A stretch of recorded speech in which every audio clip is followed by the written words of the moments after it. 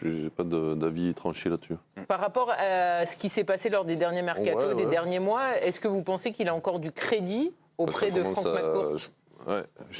Ça commence à se réduire hein, de plus en plus. Donc, mais après, j'ai pas assez d'infos. Peut-être qu'ils en ont plus que moi. Mais qui choisit Gasset finalement? Voilà, c'est ça. Après, on l'a dit, selon l'équipe, c'est Tessier. Voilà. Donc, pourquoi on dit que c'est la dernière chance de Longoria si c'est Tessier qui l'a choisi? Parce que Longoria a voulu affirmer sa position en tant que patron de l'OM aujourd'hui. Mais justement, on parle de Tessier. C'est la première chance de Tessier. Et Tessier, c'est pas quelqu'un qu'on connaît tous forcément, que tous les téléspectateurs connaissent. Stéphane Tessier, est-ce que vous pouvez nous en dire un petit peu plus, Virginie? C'est l'homme fort du club. Il a 48 ans. C'est un ancien dirigeant de Saint-Etienne. Il est monté dans l'organigramme sans faire de bruit.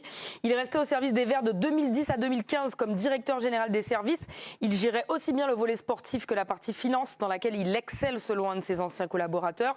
Il est décrit comme quelqu'un de brillant qui maîtrise parfaitement les chiffres, la stratégie, l'aspect contractuel et économique d'un club, les mécanismes des transferts aussi, y compris ceux qui sont parfois limites.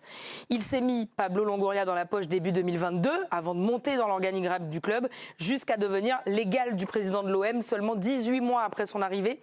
Il pense comme un propriétaire de club. C'est ce qu'a déclaré Loïc Ferry au journal L'équipe en novembre dernier. Le président de Lorient le connaît bien pour avoir fait appel à lui comme consultant financier après sa reprise des Merlus en 2008. Merci beaucoup, Virginie, pour toutes ces informations. J'ai 3 personnes sur le plateau qui me disent Longoria, c'est fini. Donc c'est-à-dire qu'au mois de mai, fin de saison, merci, au revoir.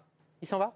Oui, alors après, est-ce que ce sera lui qui partira ou est-ce qu'il sera invité à partir? Ça, c'est encore une autre question et ce sera un petit peu plus un enjeu de communication. Mais le simple fait qu'il ait besoin de justifier et de réaffirmer, attendez, s'il a été choisi, c'est par mes soins, etc., ça veut dire que ça ne va plus de soi. Ça veut dire que c'est plus évident en fait pour tout le monde que c'est lui le seul et unique pilote dans l'avion. Il a quand même multiplié les erreurs. On sait que Marseille n'est pas un club qui a une énorme marge de manœuvre. Ce serait même plutôt l'inverse. On sait que l'actionnaire, le propriétaire ne veut plus maintenant remettre au pot. Donc il va falloir se débrouiller avec les finances du club. Et on sait qu'elles sont compliquées. On a vu que le système Longoria non seulement a touché ses limites, mais il s'est craché contre un mur ces derniers mois. Sa garde rapprochée, elle est partie. Je ne vois même plus en fait sur quoi il tient. Donc là, il finit parce que voilà, il est lancé sur la saison et il doit la finir. Il a failli partir. On se rappelle en début de saison quand ça a chauffé en septembre. Exactement, en septembre quand ça a chauffé avec les supporters. Finalement, il est resté. Et puis il a continué à se tromper dans les grandes largeurs. Et effectivement, on a l'impression que maintenant l'homme fort, c'est Stéphane Tessier. Et je crois que c'est un peu évident pour tout le monde au club, en fait. Ludo, vous m'avez dit non. Pourquoi? Parce que vous pensez que Pablo Longoria, quoi qu'il fasse, entre guillemets, McCourt, il lui fait confiance? Oui. À ce point? Oui. Je pense que pour les propriétaires américains, ils n'ont pas la même lecture que nous. Le sportif passe peut-être au second plan et le financier un peu plus au premier. Si on regarde les courbes entre Jacques-Henri Hérault et Pablo Longoria, on s'aperçoit que finalement, il a résorbé une partie du déficit structurel marseillais. Donc ça, pour un propriétaire qui n'est pas forcément là, qui ne s'intéresse pas forcément au sportif, ça compte. Et moi, je trouve que c'est plutôt intelligent de sa part. Il vient de faire de multiples conneries. Il file la patate chaude à Tessier. Voilà. Il reste 3 mois. Refaire un choix tout de suite là, dans l'urgence, aurait été peut-être dramatique pour lui. Il file la patate chaude à celui qui a envie de prendre la lumière.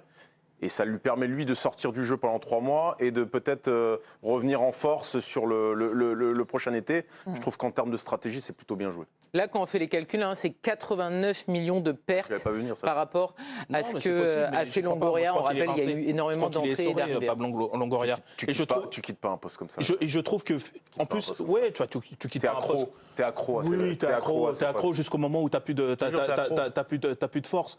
On rappelle juste quand même, c'est important. On l'a revu aujourd'hui et c'était le journal de l'équipe qui en avait parlé. Il y a une clause dans le contrat de Longoria où s'il démissionne, il doit rembourser certaines sommes à McCourt. Il l'a démenti, mais ce sont les informations de l'équipe. Donc effectivement, que ça peut jouer aussi dans le fait qu'il reste. Oui, bien sûr. Aussi. Après, il y a peut-être aussi un délai par rapport à cette clause. Je veux dire, il n'est pas prisonnier à vie non plus. C'est sûr qu'il n'est pas prisonnier parce que moi, quand je le vois en conférence de presse, je regarde s'il cligne des yeux pour voir s'il n'envoie pas des messages genre pitié, sortez-moi de là, parce que franchement, je trouve que ça, même son visage physiquement, se dégrade de semaine en semaine. Il est blanc, mais il est comme un cachet d'aspirine. brésilienne, j'ai vraiment l'impression de quelqu'un qui est au bout de sa vie, quoi. Et l'image au Vélodrome quand il y a eu son Bien sûr, dramatique, il est à là, moitié effondré sur Benassia. Dispo. On est prêt pour Ludo. le poste, non? Un binôme, là, vous me proposez non, non, c'est Ludo. Vous voulez faire quoi, Ludo, à Marseille? J'ai pas bien compris. Ah, mais président. Ah, bah oui, écoutez. Directement. Je crois que tu voulais être coach. Déjà, On est prêt à prendre Ludo, la pression, il n'y a pas de problème. déjà essaye d'être président de l'équipe du soir. Il t'attaque, lui, ce soir. J'ai le respect des anciens. Hugo, par rapport à Pablo Longoria, Ouais. pourquoi il y a un moment, il ne dit pas stop si vous pensez tous que c'est déjà cuit? Parce qu'en fait, là, ça ne change rien, en fait. Mais moi, j'ai l'impression, justement, quand on le voit, après je peux me tromper, mais j'ai l'impression qu'en interne, il a déjà dit stop et que, comme dit Dave, il est en train de terminer la saison. Et pour moi, c'est inéluctable parce que il a l'air complètement usé, parce qu'il s'est manqué dans les grandes largeurs. Et d'ailleurs, il le reconnaît aussi lui-même en privé. Il s'est manqué sur les derniers mercatos, mais vraiment dans les grandes largeurs. Il s'est manqué sur ses choix. Tu te trompes, Hugo. Bah, je me trompe. Ces personnes-là, ils ont trop d'ego pour sortir du jeu comme ça, sur un sentiment d'échec et de. Et, Ah, tu vois, oui. ils ont trop d'ego pour Non, ça. mais peut-être. mais Je vois pas le truc, comme ça. moi. Il manque la transition Tudor-Marcelino, il se trompe. Après, il s'est passé ce qui s'est passé avec les supporters. Moi, je pense que là, vraiment, c'est une bascule. Il est resté parce que, justement, il fallait maintenir le club à flot, etc. Mais pour moi, là, il y a une cassure avec le départ de Ribalta, etc.